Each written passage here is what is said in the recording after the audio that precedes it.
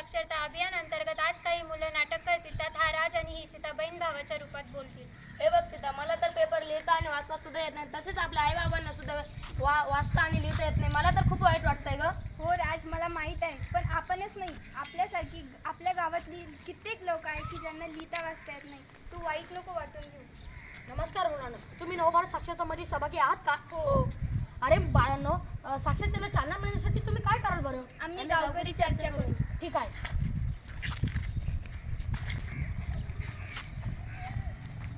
अहो, काय म्हणाले सकाळी गुरुजी? कोणती नवीन योजना काढली आहे? अहो, सकाळी गुरुजी म्हणाले की लहानांपासून मोठ्यांपर्यंत सर्वांना शिकवणार आहे. आपण तर आता म्हातारे झालो आहोत, आपला शिकून काय फायदा? आता तर आपली पाठी गळाली. काय चर्चा चालली तुमची? अहो, मी सकाळी गुरुजी आली होती. लहानांपासून तर मोठ्यांपर्यंत सर्वांना शिकवणार आहे.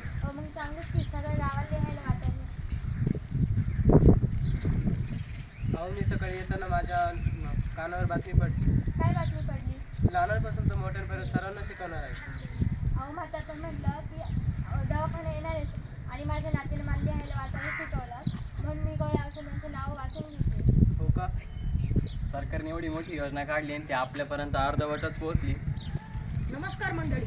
ही अर्धवट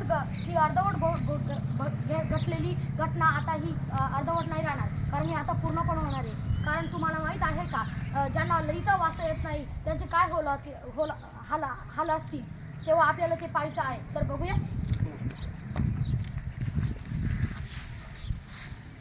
तुम्ही आहे का घरात?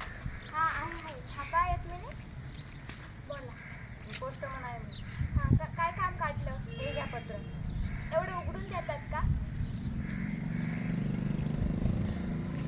अरे देवा, मला तर वाचताच येत नाही. एवढं वाचून देशाल का? नाही, तुम्ही वाचा, मला खूप काम आहे. अहो, हे बघा, एवढं वाचताल का? अहो, मलाच लिहिता वाचता येत नाही. तुम्हाला एवढं वाचता येतं का? मला येत नाही. अरे देवा, आता तर मला शेलूताईकडेच जावं लागेल. जा मशीन ताई.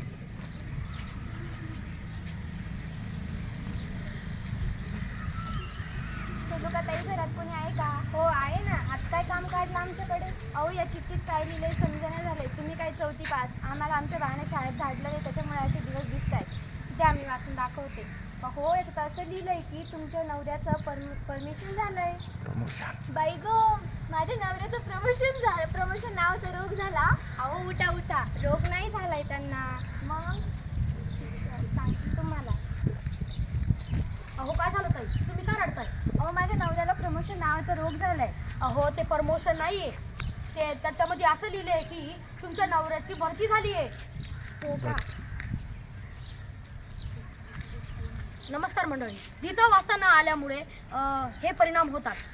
हे तुम्ही आनंदाचे दिवस आता रूपांतर दुःखामध्ये होऊ राहिले, याचे हे रूपांतर झाले. धन्यवाद. शिक्षण ही ज्ञानाची गुरुकिल्ली आहे. ज्ञानाने आत्मविश्वास येतो. यामुळे या विषयात सहभागी व्हा. दीप से दीप जलाएंगे, साक्षर देश बनाएंगे.